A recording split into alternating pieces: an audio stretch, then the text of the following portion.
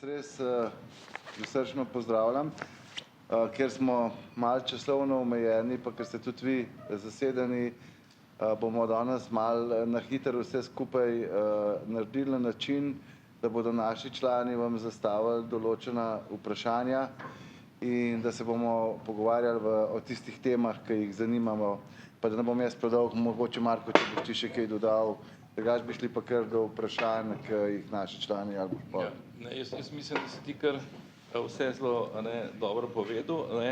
Namen tega našega volilnega maratona je tak, da si izmenjujemo mnenja, da vi našim članom na kratko predstavite, zlasti da odgovarjate na njihovo vprašanja, da mogoče predloge in pobude tudi upoštevate pri svojem delovanju, predvsem pa vse to snemamo, in bomo tudi objavili na naši spletni strani preko YouTuba.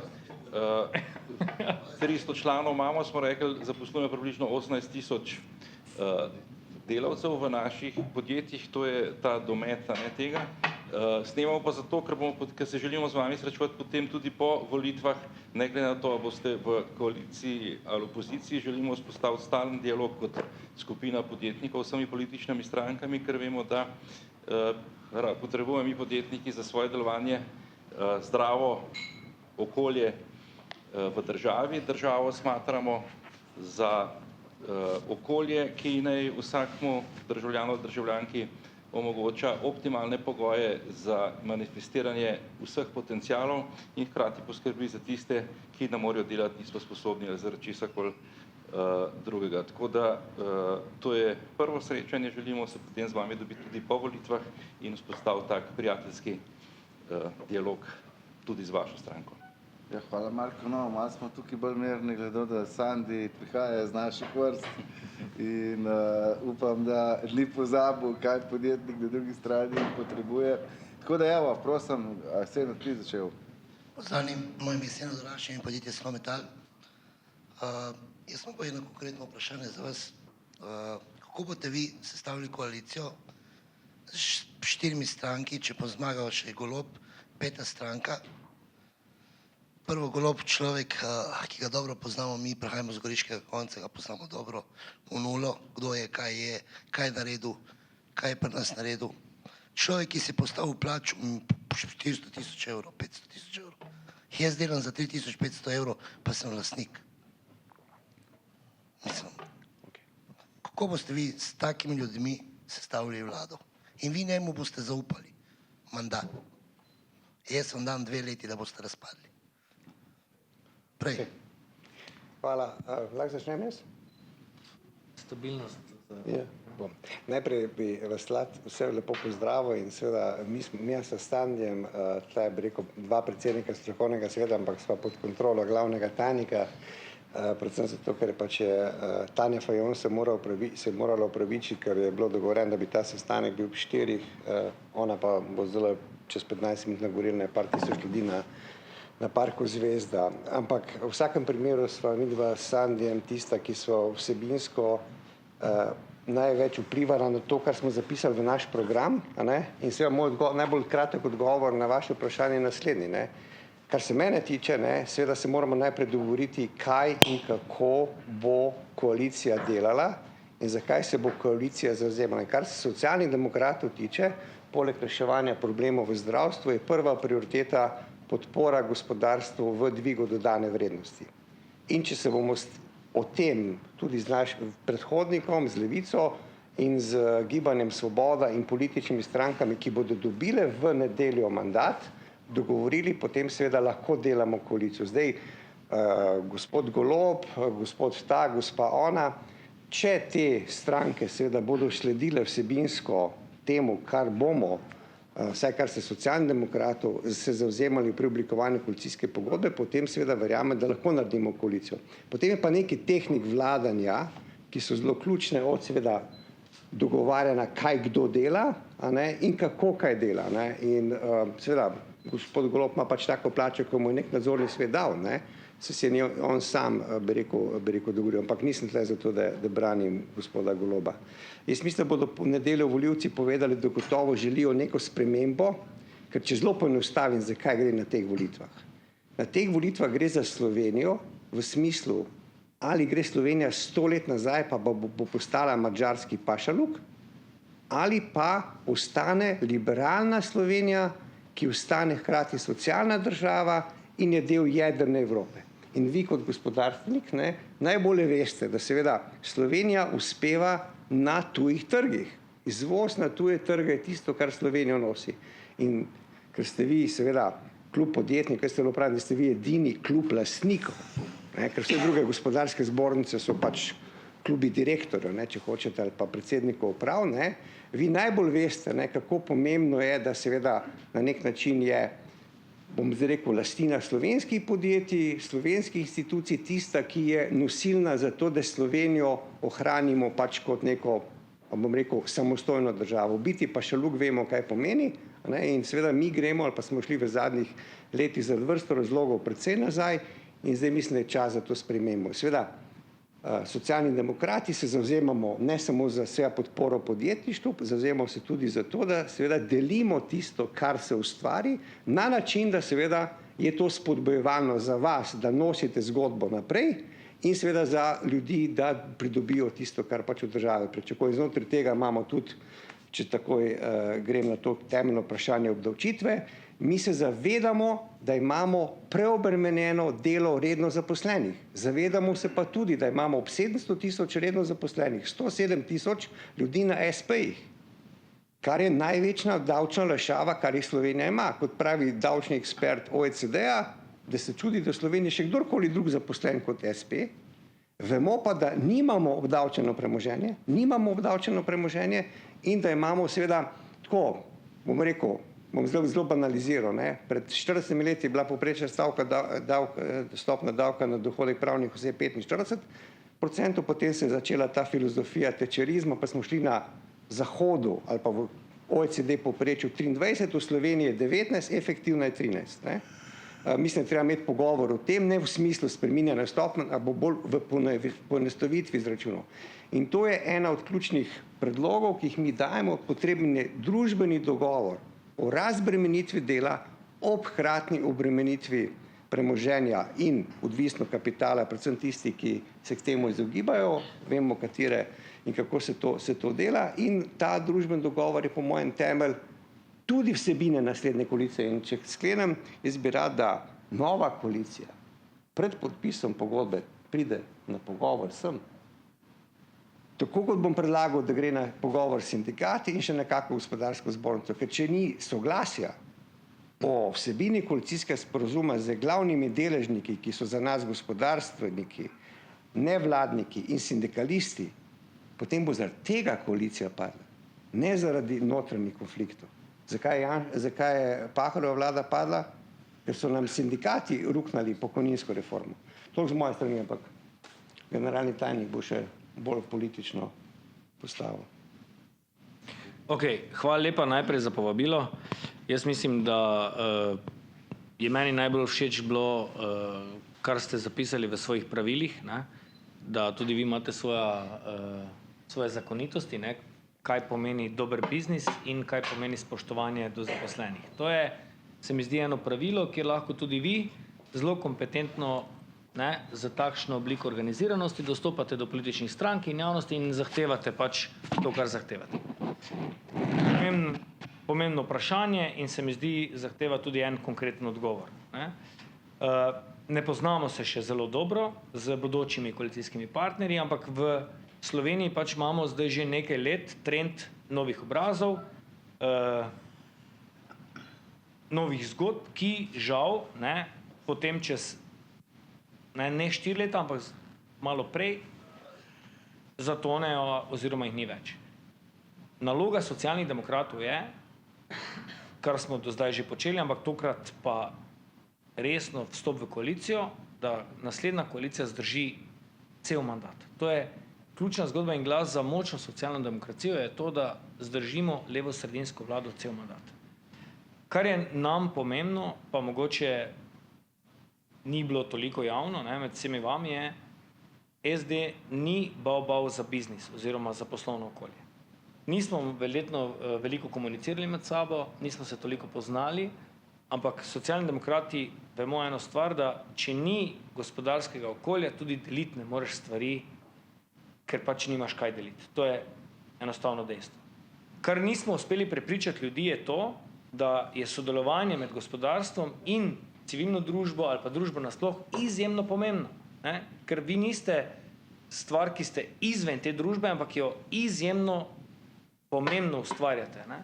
Zato je meni v osebno zadovoljstvo, da je Sandi recimo del naše ekipe, ker razume ta poslovni svet in ga razume mogoče na drugačen način, kot ga danes pojmuje politika, ne? Politika je ta trenutek zastala v zgodbah iz preteklosti in se zdi, da se mora samo prepirati med sabo, namesto da bi razmišljala o tem, da jo drugi svet zelo, zelo hitro prehiteva. Govorimo o digitalnem svetu, govorimo o hitrosti, dnevno se zadeve spreminjajo in če ne bo kompetentnih ljudi zraven nas ustvarjalo prihodnost, potem jaz mislim, da bo Slovenija zelo, zelo zaostala.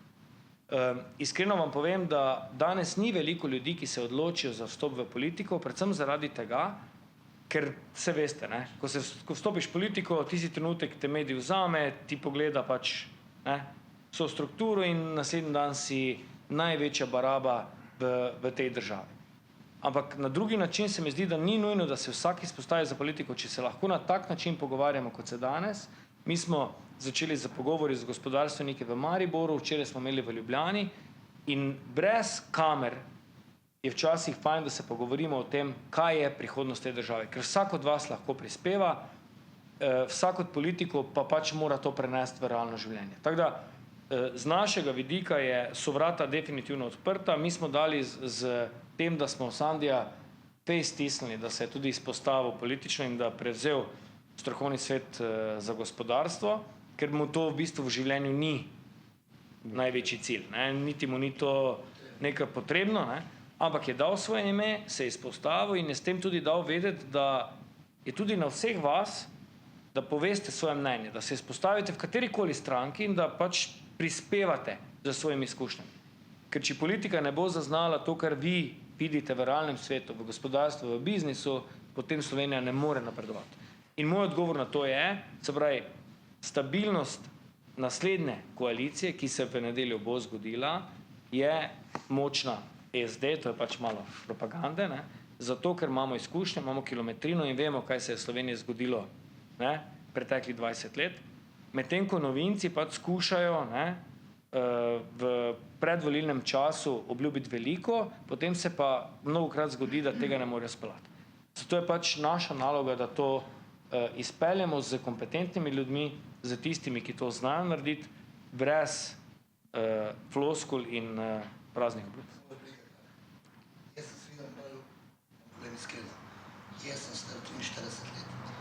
Prvič, kad sem obkrožil SDS, prvič, kad skozi sem bil volil vas, skozi sem volil vas. Prvič, še vedno sem volil SDS. Ne zato zaradi vas, zaradi vaše koalicije, drugih, ki so zraven vas. Pozdravljam gospod Češko, da je prišel noti in da je vse to lepo in prav. Ampak enostavno ne vidim ljudi zraven vas, ki sedijo, ki so 1, 2, 3, 4, 5. In ti si lahko dober, če to je mrtvo kle, mi nimamo kaj govoriti. To je problem. Jaz bi na isto repliko. Mislim, da tudi z vaše strani se ne morete sprenevedati s tem, kot mislim na to, kar ste rekli prej, da pač Golobu je nadzorni svet dal to plačo. Golob je človek, ki je direktno iz fakultete postal sekretar, direktno, ko je zaključil to delovno mesto, je direktno odprl državno podjetje z milijonskimi vložki državnih podjetij, tako da vas lepo prosim, to ni naključje in to ni normalna pot ne podjetnika, ne poštenjaka, tako da, sej, to vem, da ni na vas, to so vaši partnerji. No. Jaz to sem malo odgovor naprej. Jaz bi sem hotel eno drugo stvar vam povedati, no, ker ste pač zagovorniki obdavčitve premoženja. Saj jaz v pravi obliki nimam nič, pač v pravi obliki se pa bojim, kam ta tle pes moli taco. Jaz živim na deželi, živim v hiši, ki so jo zgradili moji starši, še v času Jugoslavije so začeli graditi. Jaz kot otrok 10 let nisem šel na morje, ko smo gradili hišo. Živim v hiši, ki je prevelika, ali pa ni prevelika, meni je v redu, sam je po vaših merilih mogoče prevelika. 30 let jaz vlagam, se imam za uspešnega podjetnika in vseeno jaz svoje popoldneve ne hodim po Ljubljani po barčkih, jaz vse popoldneve, vse sobote in nedelje delam, kar upam narediti sam in tako naprej. In mene skrbi to, no, da zdaj bom jaz obdavčen na to, kar sem ustvaril s svojim življenjem in svojim trudom, z veseljem delam to in vse sam, zato da se bo gradilo socialna stanovanja za mogoče nekateri so tudi upravičeni socialne, jaz ne govorim o tem.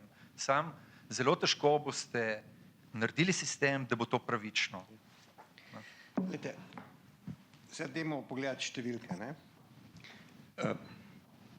Mi smo to zelo resno pogledali, ne. Mi imamo v Sloveniji 350 milijard premoženja, od tega je približno 120-130 milijard premoženja v hiših, enih 15 milijard je v avtomobilih, enih 40 milijard je v bankah in enih 110 milijard je v bilancah stanja, podjetij in tako naprej. Zdaj, v normalnih, bo rekel, kapitalističnih državah je obdavčitev dela, obdavčitev premoženja, obdavčitev kapitala so pač trojni viri, od katerih se jemlje, ne.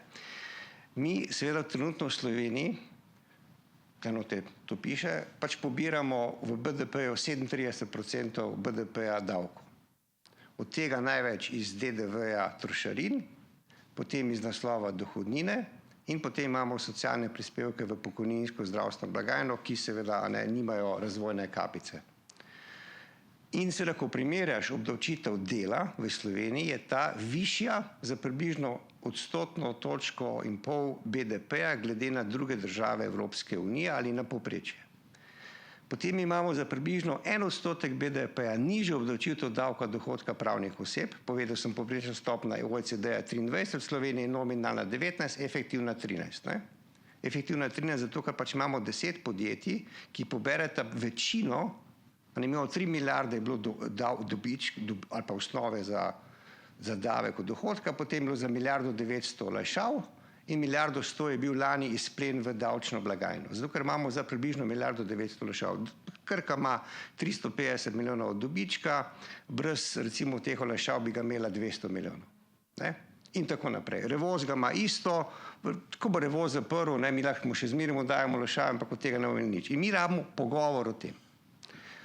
S Šimičem so se par tednov nazaj srečala, oni imajo 600 davčnih svetovalcev, ki ugotavljajo razliko med davčno bilanco in podjetniško bilanco. Zato, ker imamo seveda davčne olajšave. Jaz mislim, da je veliko bolj smiselno razmisliti o nižji stopnji, pa brez olajšav, pasivnih olajšav.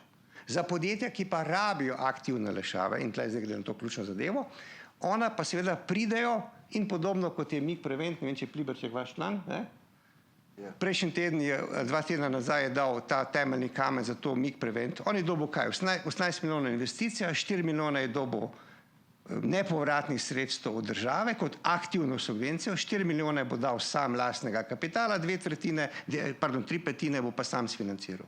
In mi imamo trenutno 8 milijard razpoložljivih EU sredstev za to vrstne investicije. Jaz sem rekel včeraj, da se Slovenija ima trenutno 2000 projektov betoniranja in samo nekaj 10 projektov ala MIG Prevent naložb, ki dvigujejo dodano vrednost. Zakaj je pa to potrebno? Ker v Sloveniji imamo trenutno povprečno dodano vrednost na zaposlenega 45, radi bi na 65, investirati treba pa podjetja, ki imajo 20-30. In seveda, če vi ne ustvarite, prvič, če vi ne naredite to, da denar, ki ga imamo v EU virih, in to je ta pogovor z partnerji našimi, za to vrstne projekte, potem se tudi čez 50 let ne bo davko. Ne moremo pa mi zmanjšati obremenitve dela, ker zdravstvena blagajna pač tega ne prenese, niti pokojninska, ker imamo pretočni sistem financiranja in ker imamo hkrati, in to je ključno, vlaganje v digitalizacijo, robotizacijo, bo delavcev vedno manj. Davka na izplačane bi mogli ukiniti. davka na izplačane plače ni več. Ta je bil ukinjen 2004-2008. Mi imamo prispevek. 15% še vedno plačamo davek. Mi imate dohodnino, pa imate prispevek delodajalca pa delojemalca za pokojninsko in zdravstvo. Imamo prvi in drugi bruto. Če zdaj mene vprašate, lahko diskutiramo tudi o tem, da ukinemo in prvi in drugi bruto in ukinemo socialne blagajne, gremo samo v dohodnine. Ampak to je bolj resna diskusija, ki zahteva še sindikate, ki hočejo imeti ločene blagajne, pa potem ukinjamo en Bismarckov sistem. Ampak temeljna zgodba je ta, prihodnost dela v Sloveniji je ta, pa ne samo v Sloveniji, posod, da bo delavcev redno zaposlenih vedno manj. In zato se moraš vzeti drugo osnovo. Zdaj imaš pa dve možnosti. Ali vzame za osnovo, in zdaj gremo na to vašo hišo. Za 130 milijard jih je, mi približno 700 tisoč hiš je takih, ki so vredne manj, pardon, približno 700 tisoč je zavezancov, ki je vrednost manjša od 50 tisoč evrov tržna, mi bi njih izločili, ker je strošek pobiranja tega, ker ena tisočinka, ki jo mi predlagamo, je 50 evrov. Seveda, ena tisočinka na 350 milijard je 350 milijonov in mi predlagamo 3 tisočinke. Prvo tisočinko bomo predlagali za to, da vaš mama, recimo, če bi bila še upokojenca, plačujete trenutno 12 krat 35 evrov za doplačila zdravstvene blagajne, kjer v bistvu 500 milijonov izbranih in 60 milijonov tega gre za stroške vzajemne in ostalih in zamenjujemo. Dopolnilno zdravstveno zavarovanje ukinjamo in predlagamo prvo tisočinko, to piše na strani 142 tega programa, za zamenjavo doplačil. Druga tisočinka je namenjena novi pravici dolgotrajna oskrba. Zato, da bo v vašem domu Karitas in Rdeči križ in kdorkoli izvajal dolgotrajno oskrbo. To socialno pravico rabimo, ker se populacija stara. Kmalu bomo čez tam, jaz bom kmalu 65, ne zgledam, ampak bom pač, in čez 70 let bo žena hodila, da skrbi nekdo zame, pa še več. In rabimo dolgotrajno oskrbo.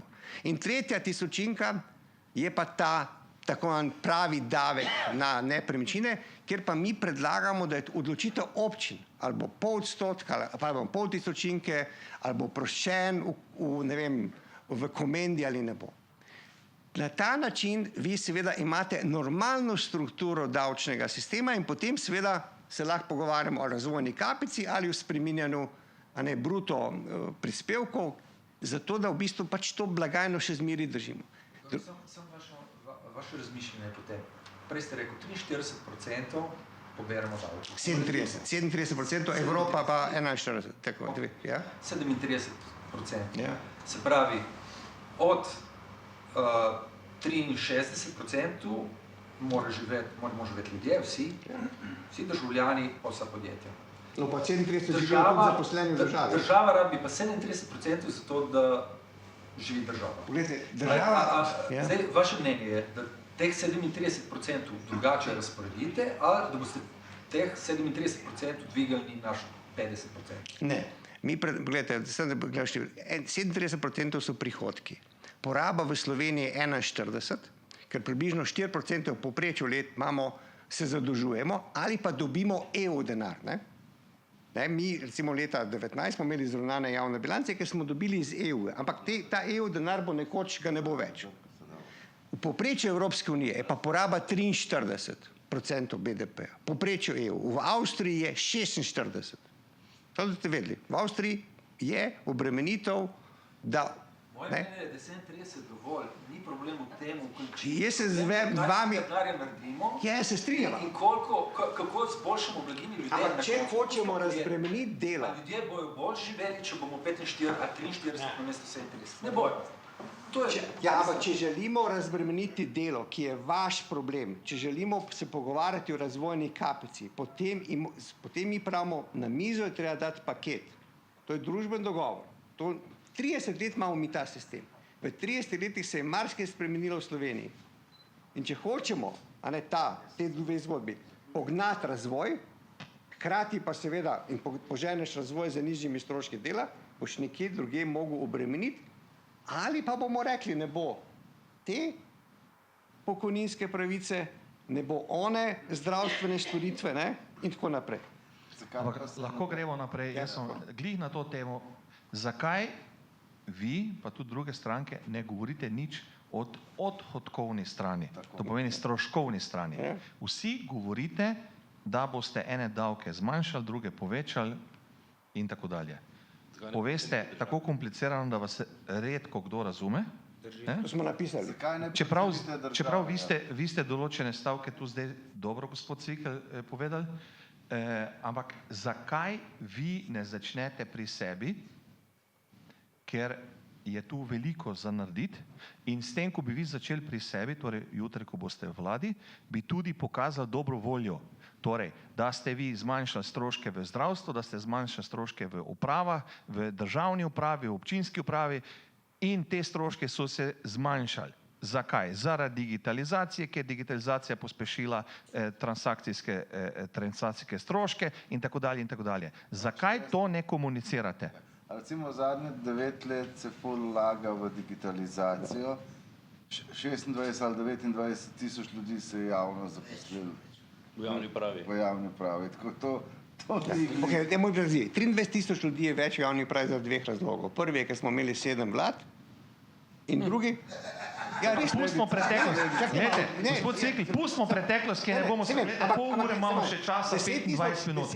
Ali boste, mene zelo enostavno zanima, ali imate v programu napisano karkoli glede tega, kar je za vas najtežje, to se strinjam, ne, ker lahko je pobirati davke. Torej, zato, ker je za vas najtežje, kako boste vi zmanjšali stroške, da bo država manj požrešna, po domače povedano. Ali boste tukaj naredili, ali ne boste nič naredili?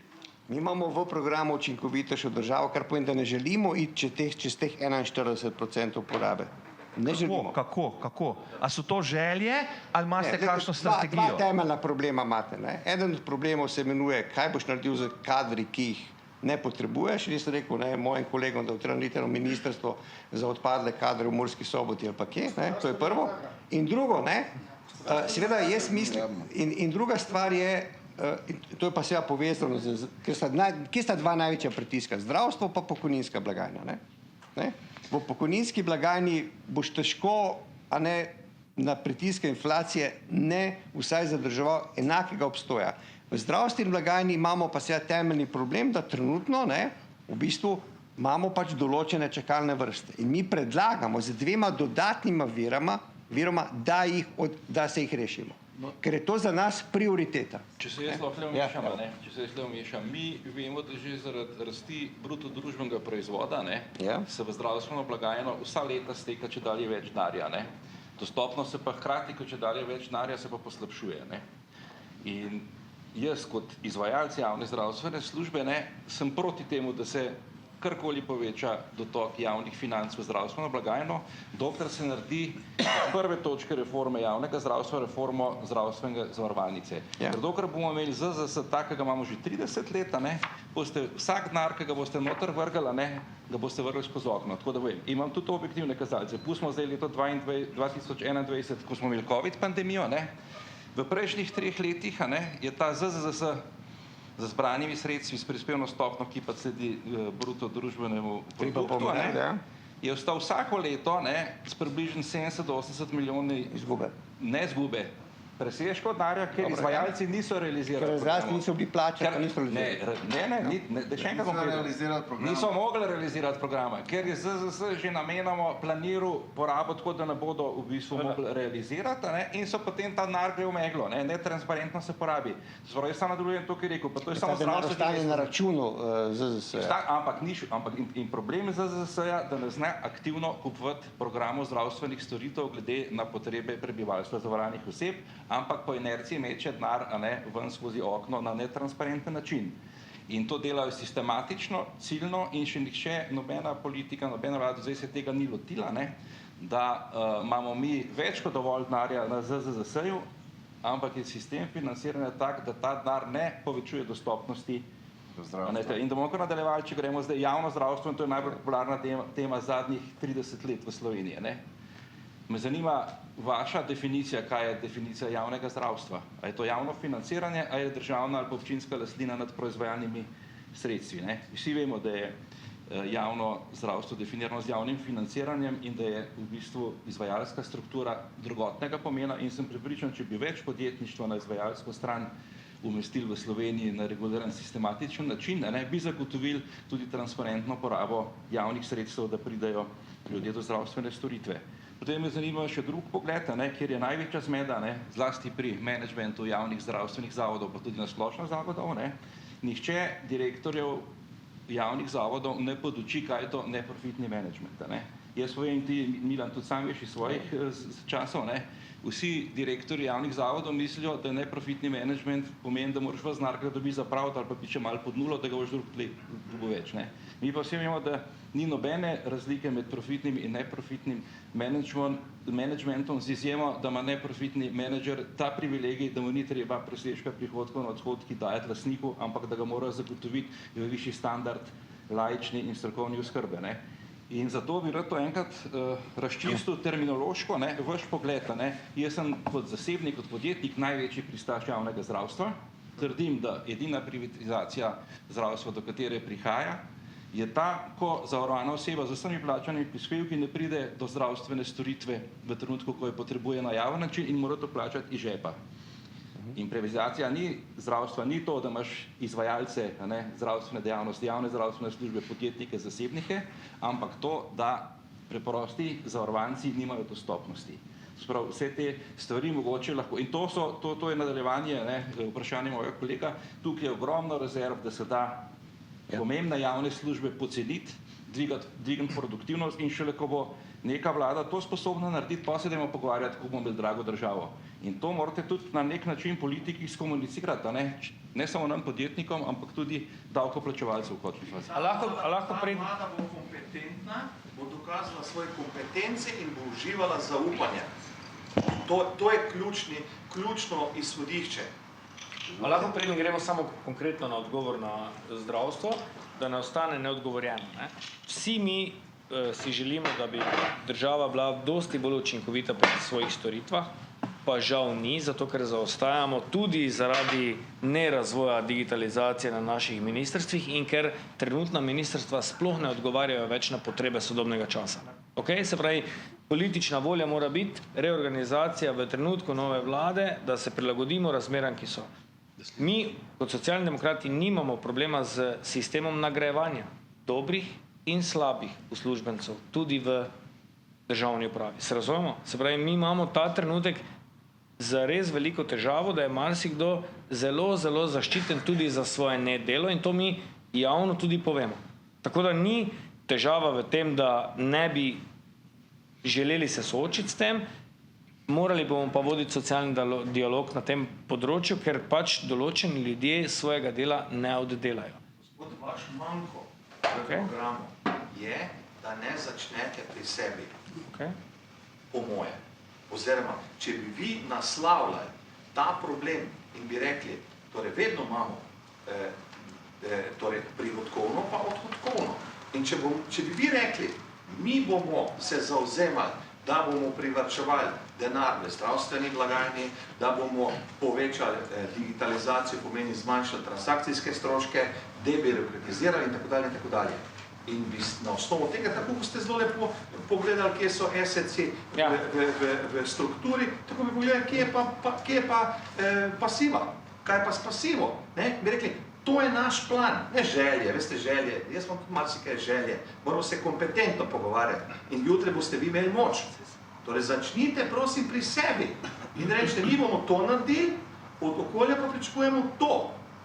In s tem boste vi sebe izpostavili kot en leadership, eno pozicijo, ki nam zelo primanjkuje na levi strani, ki na desni strani je, na levi je pa ni.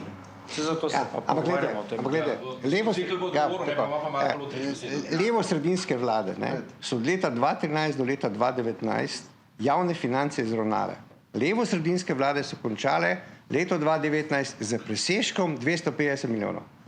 Zaradi tega varčevanja Zdaj, ali smo šli pri... Niste pa plač razbremenili.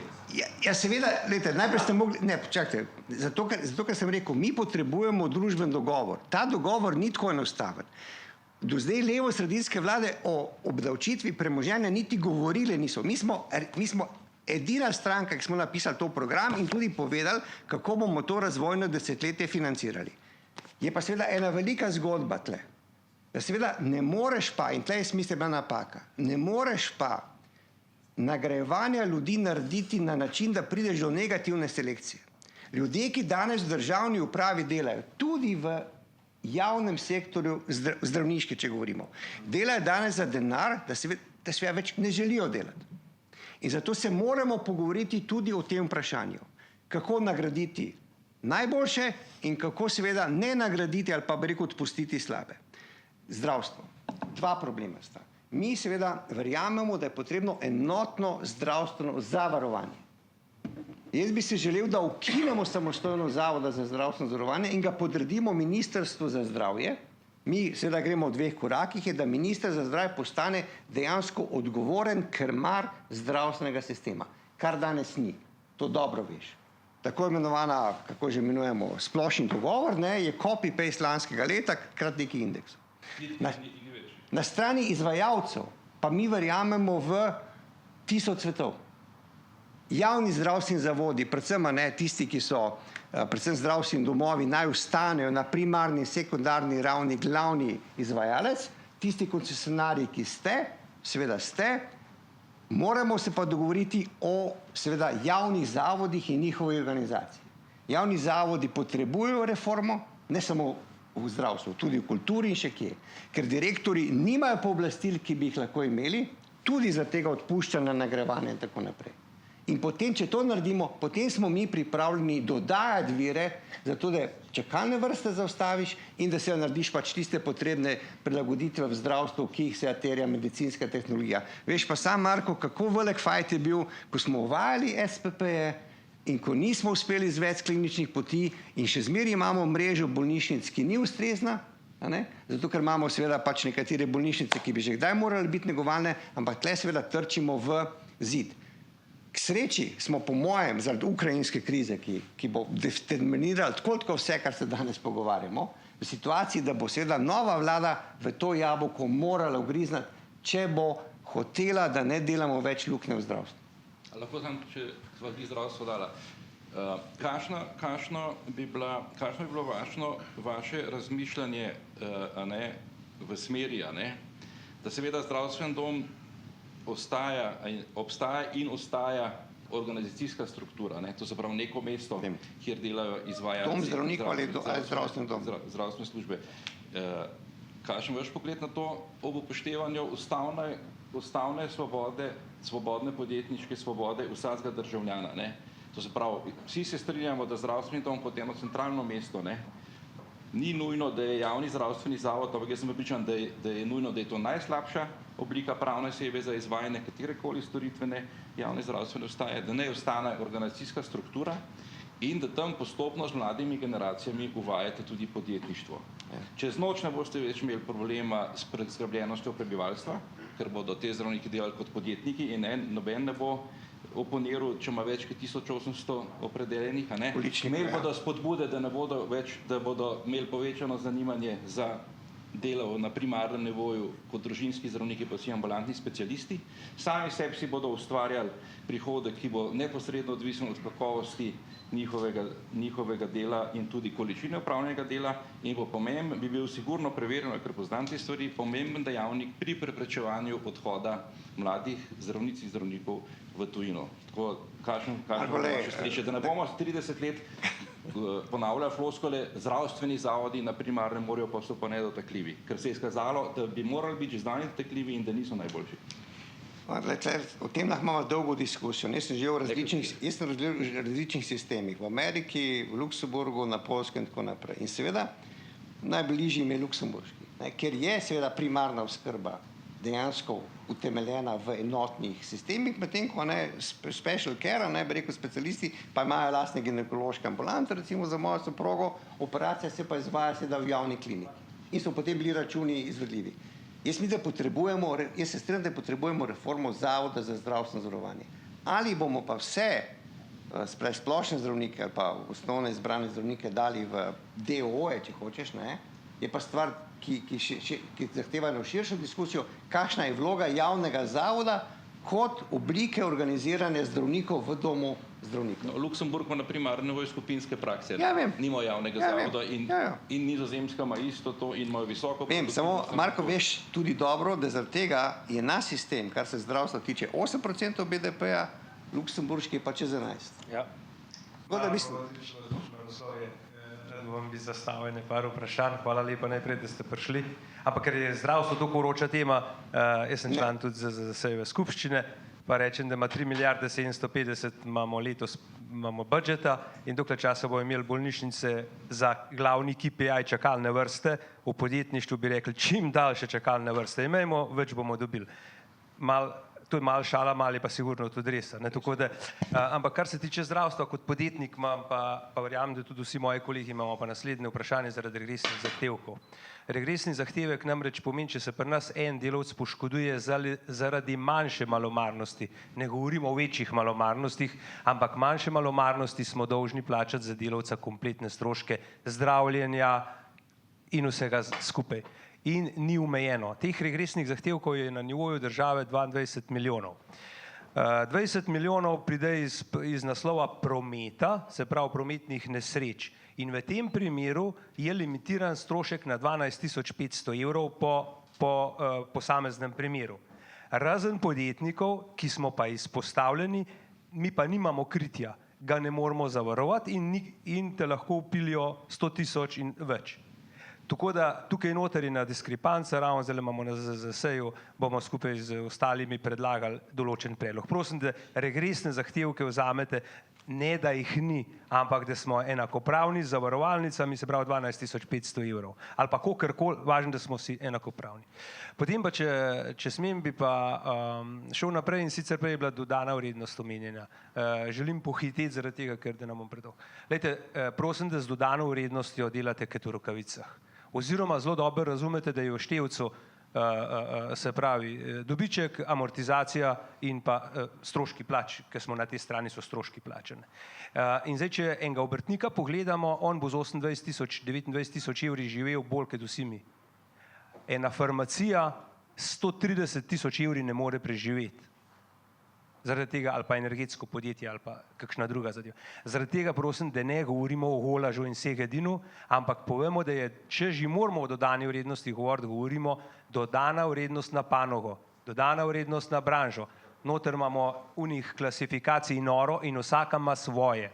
In prosim, da ne, pa potem se pojavljajo v razpisih in poglejte, v Sloveniji sta dva podjetja večja, dve podjetji sta večji, pa sta oba odlična, jih vsi dobro poznamo, ampak zmerom je eno podpovprečje, eno pa nadpovprečje. In tukaj noter imamo hude težave. Dajte zebi, da operira. Dajte to dodano vrednost, prosim, dajte počas umakniti ali pa govorimo o tem. Okay. Potem socialni prispevki, socialni prejemki posameznika. Kdaj se delo splača?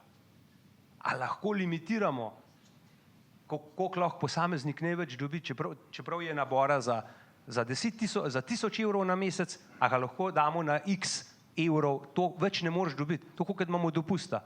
Dopusta ti prinese 50 dni, ampak največ ga lahko 30 dni koristiš.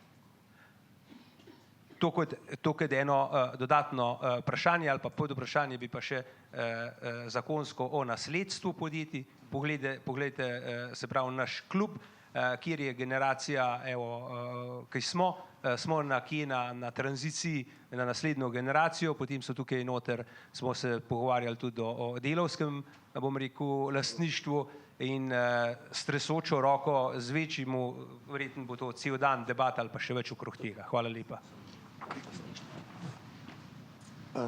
Gospod Češko. Ja, poglejte, jaz bi šel mogoče na to prvo vprašanje, ki se mi zdi najbolj ključno v teh mikro, to se pravi, s kom koalicijo narediti. Ne. Zdaj, en prvo moj pogled na Slovenijo. Ne. To je problem, kar ste bi omenili, ne, s kom in kako in zakaj. Ampak poglejmo ta prvo malo kakšne so sploh svetovne paradigme. Mi imamo v svetu danes, to, kar jaz poskušam tražiti v naši stranki, in jaz sem bil vedno politično in izpostavljen in glasen in tako naprej. Zdaj so me samo prepričali, da sem prevzel neko formalno funkcijo, za katero mislim, da nisem najbolj sposoben, ampak mi niso dali drugega izhoda in sem pač podstopil se, da sem predsednik gospodarskega sveta. Imamo v svetu, in to tudi z Luko Mesecom sem debatiral in tako naprej, imamo produktiven kapital in imamo špekulativen kapital. Žal se večina danes vrti, ali pa že zadnjih 20 let, okrog špekulativnega kapitala. Zdaj imamo v tem svetu imamo neka dva koncepta. V enem, kjer ta špekulativni kapital je formalno ustoličen, to je ta anglosaksonski svet, ne, predvsem, kjer je Wall Street ali pa London City obračajo v svet in se okrog njih vrti. In imamo kontinentalni model in zdaj pogledamo, katere stranke, ki dominirajo.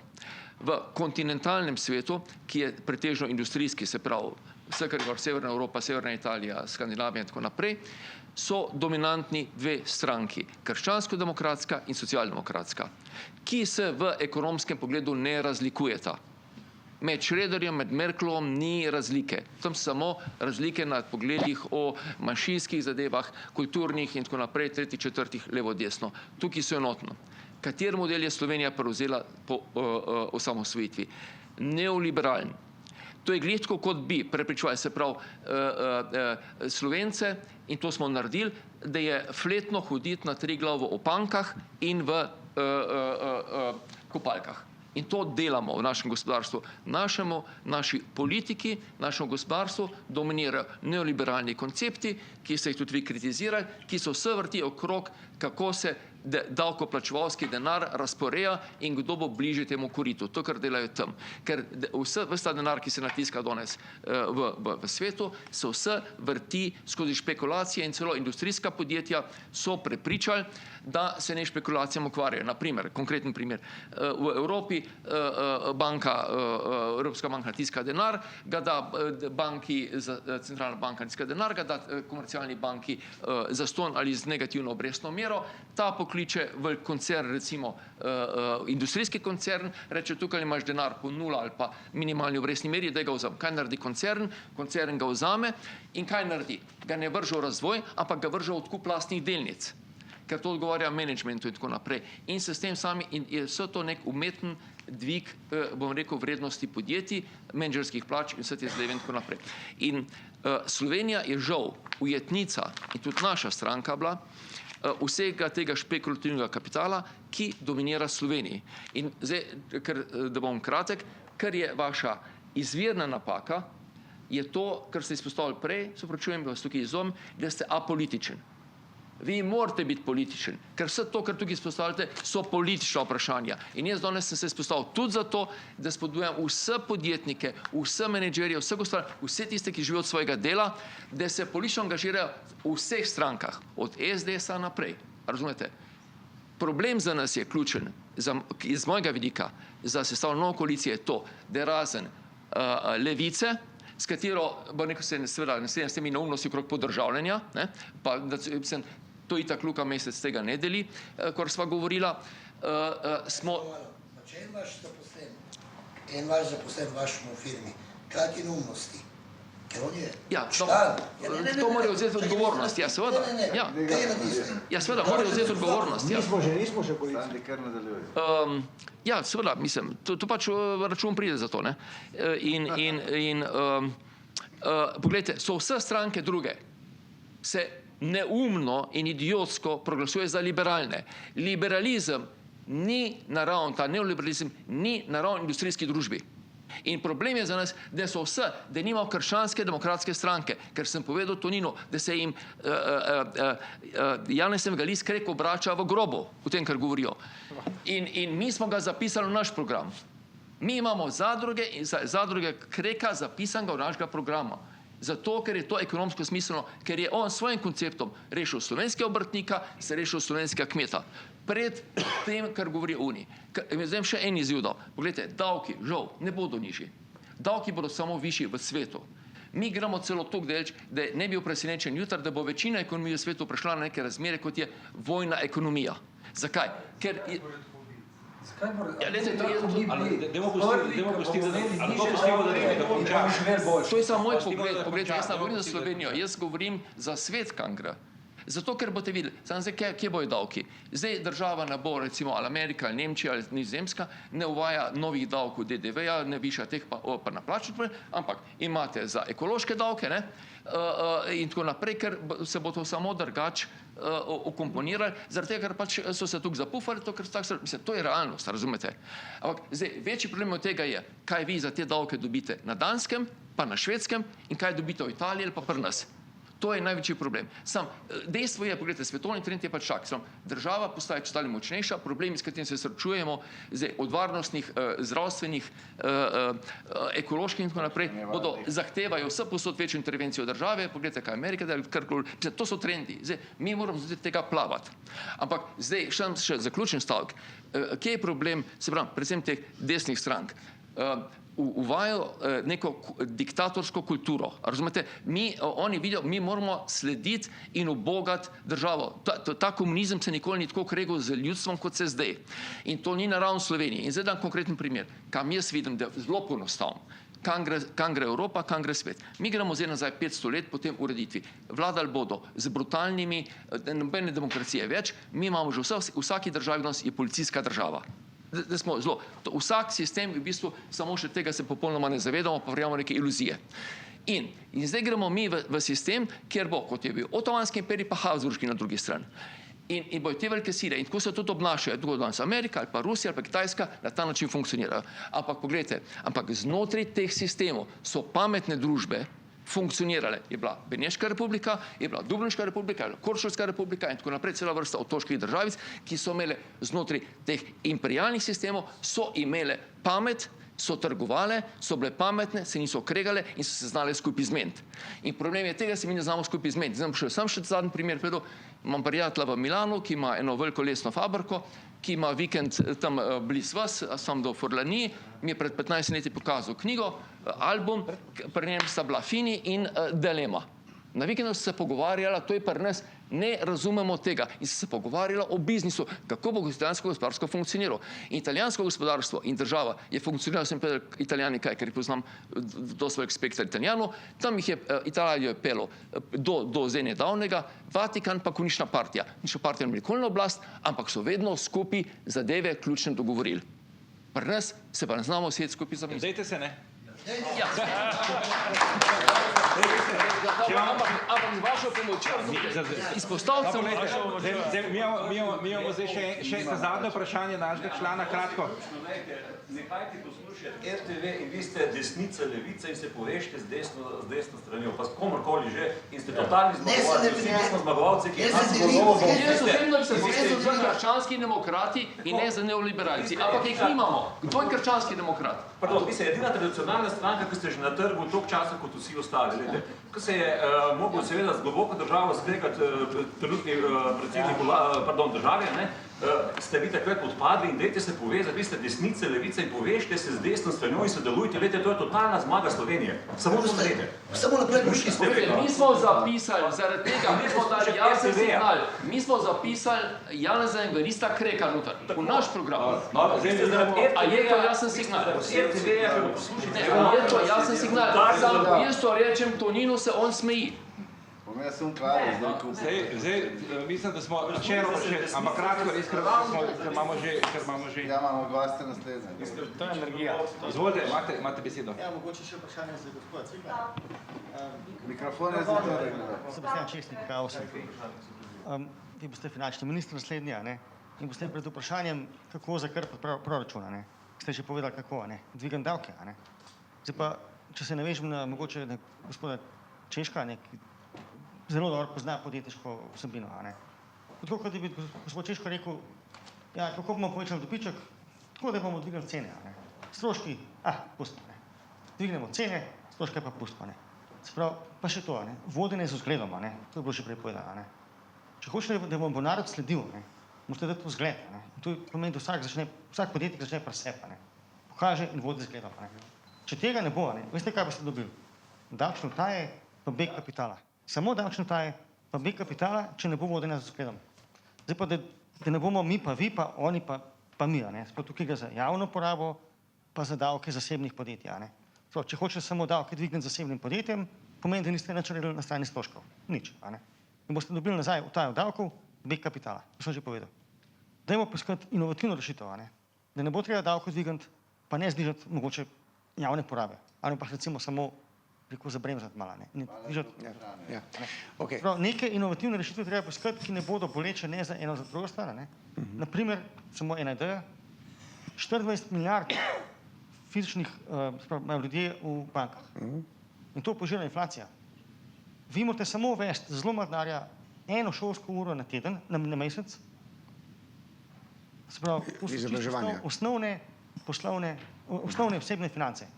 50 evrov na mesec, 40 let. Bodo imeli vsi ljudje v Sloveniji najmanj 2 penzije, ker bo ena bo iz naložb in to by the book, nobenih špekulacij ne govorim.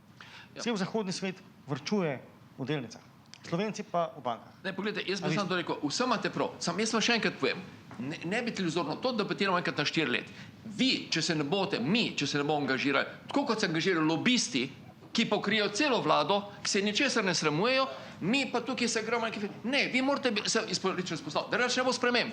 Nobena vlada, vsaka vlada, naša partija vas bo izdala jutri, zato ker se bo skorumpirala, ker, a veste, je zelo enostavno. Židovski bankir je enkrat lepo rekel, če daš dobremu človeku preveč denarja, narediš dobrega človeka, slabega človeka.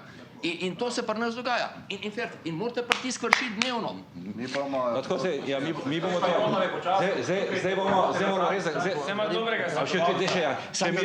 Da ne bo ostalo odgovoreno. Kdo bo finančni minister, bo odvisno, kaj in kako se bomo zmenili v koalicijski pogodbi, predvsem glede tega, kaj in kako bomo delali. In naša prva ideja je, tako kot sem rekel, 8 milijard denarja, ki je trenutno na voljo. 3 milijarde povratnih virov sedi v Luksemburgu po ničelni obrestni meri. Danes Slovenija se že zadolžuje po 174 na 10-letno obveznico, ker je to pribitek. Mi smo zdaj nad Španijo in Italijo. Zadeve so bistveno spremenjene. To, kar piše v vaši brošuri o ukrajinski krizi, je huda zgodba. Zato je to prvo vprašanje, katere se moramo dogovoriti. In če bomo teh 8 milijard primarno, namesto, sem rekel včeraj na televiziji, v kolesarske poti dali v podporo gospodarstva, potem seveda ne treba nobenih davkov dvigovati. Tudi fiskalno pravilo, verjetno še ne 2-3 leta ne bo obveljalo, predvsem pa je novo fiskalno pravilo, mora investicije izločati. In če porabimo ves denar, ki ga imamo z večletne finančne perspektive, za produktivne naložbe, 3 milijarde nepovratnih in 3 milijarde povratnih virov za prav tako produktivne naložbe, potem lahko zaženeš razvojno desetletje. In to Slovenija rabi. In mi bolj kot finančnega ministra rabimo dobrega gospodarskega ministra in zadeve koncentrirati. Mi smo predlagali v Agenciji za razvoj in iz tega ven, v sodelovanju z vami, lahko zapeljemo Slovenijo naprej. In kot sem ti rekel prej, Jocne, preden se oblikuje in podpiše koalicijska pogodba, povabite te kandidate sem, da se z vami soočimo o naših idejah. Ok? Ne, to rabimo en dober vikend.